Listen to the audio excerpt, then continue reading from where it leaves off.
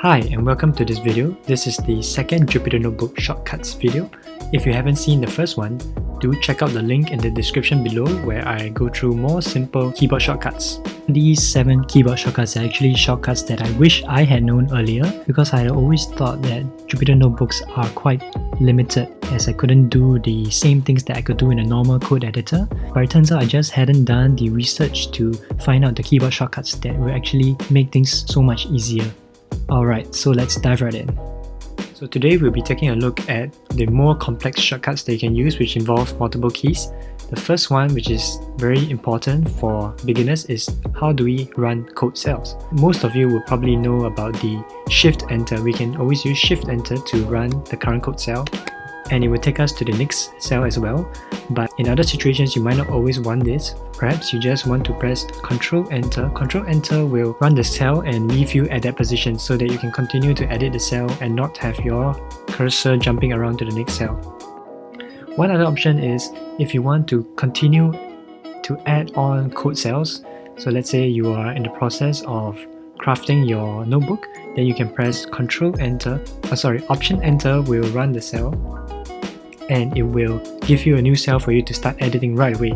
So Option Enter is great for allowing you to continue writing code as you go, whereas Shift Enter is more for running code that you already have written out.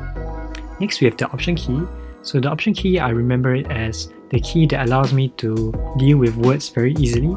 So what we can do with the Option key, for example, we can go to the previous or the next word. So the left arrow key to go back and the right arrow key to go forwards by words. And let's say you only want to delete a particular word, you don't want to delete the whole sentence and retype it, then the way to do that is just to press Option Delete and then we delete that word. And next is using the Command key. The Command key is a very powerful key that can allow us to do many things. And I think one of the more common ones that you would see people do is the Command / which allows you to toggle a comment. So Command /, that's very simple. Another useful keyboard shortcut which I think less people would probably know about is the Command D button. So Command D will actually help you to delete a whole line, just like that, without having to select it, clicking 3 times and then selecting the line and then pressing backspace. Even if you're in the middle of a line and you press Command D, it does work. You don't have to be at the end and press Command D. The other one, let's say you want to have a bit more finer control. Let's say you only want to delete everything to the left of this variable, then we can just press Command Delete and we can retype a new variable. Just like that. The last keyboard shortcut that I want to share with you using the Command key is the Command Up and Down arrows. So Command Up and Down arrows in the context of a code cell allows you to jump to the start and the end of the code cell. And this also works outside of the code cell. If you press Escape, you can just go to the start of the notebook by pressing Command Up, go to the end of the notebook by pressing Command Down. So just like that, you don't have to scroll through everything one by one.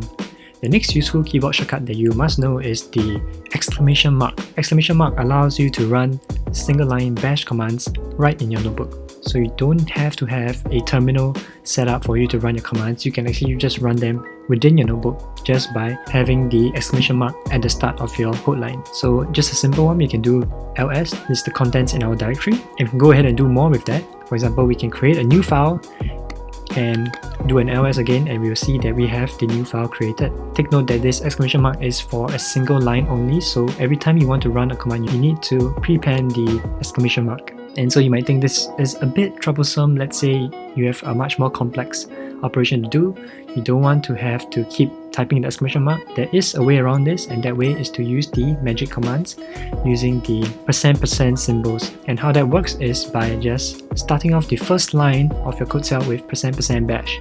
So you have to start with %% bash, and then you can go ahead and write the rest of your lines as you would normally in the terminal. So if I just press Shift Enter just like that, we can see, okay, when I cat the test.py, I see hello world, and then we go ahead and remove the file and we see that we end up back where we started. So %% is very useful if you want to run multiple lines of bash commands. In addition, %% can actually do much more. Just as a simple example, we can actually do %% time. %% time allows you to easily measure the cell execution time, basically how long your code cell takes to run. So if I show you this, it says we took total 265 milliseconds. So in this case, it's quite fast, but you can imagine if you had, for example, a machine learning model that you want to train and you want to measure the time taken for the model to run, you can use the %% time. The thing to take note is that you have to have it as the first line. If, for example, you put it in the middle, for example, you will see that you get a usage error. So this command has to be inserted at the start of your code cell, and then it will run as per normal. The second last keyboard shortcut that we are going to take a look at is how to view documentation within your Jupyter Notebook. So Shift and Tab can allow you to take a look at the functions documentation. For example, a print function. If you press Shift and Tab, you can see here's the docstring for the print statement. And if you wanted to have more details, then you simply press Shift Tab twice. So Shift Tab Tab, and then we can see more information about it. And you can also press this caret button here, so you can actually view the documentation without having to open and close the documentation repeatedly. As a keyboard shortcut, that would actually just be Shift Tab Tab Tab Tab 4 times. That's how it works for me. And you can also do that not just for functions, but even for attributes. For example, we are here creating an array of numbers.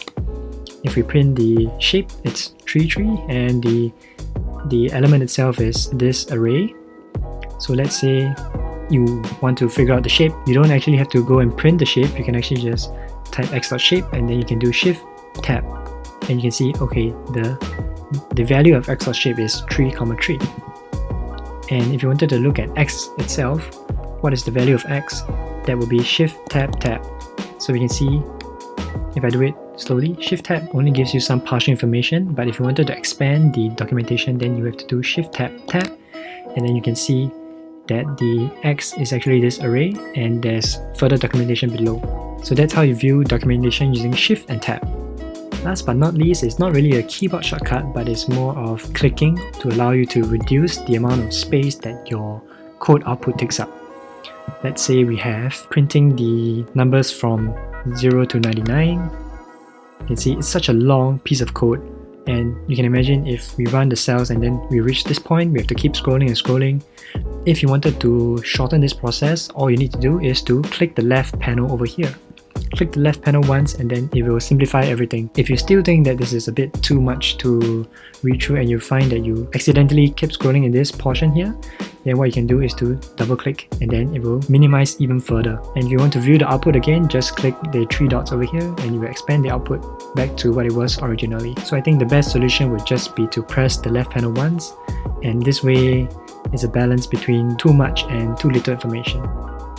Alright, and we actually have a bonus, which is the very simple S key. S is for save, so if I just press S, you can see that we created a checkpoint over here. I'll admit it isn't the most game-changing, life-changing keyboard shortcut that you can use, but I think this solves one of the few things that I really get annoyed when using Jupyter Notebook, which is when you say you run this code cell and you're done, you want to exit out, you get this pop-up that asks you, are you sure you want to leave the site because changes have not been saved? So to really speed up the process, you can just run the cell, click S, and then the checkpoint is created, and then you can go ahead and close the tab without any pop-ups happening. So those are the 7 keyboard shortcuts for Jupyter Notebook that you probably wish you had known earlier. I hope this will really save you a lot of time when you're working with Jupyter Notebooks. Do like and share if you found this useful, and thanks for watching.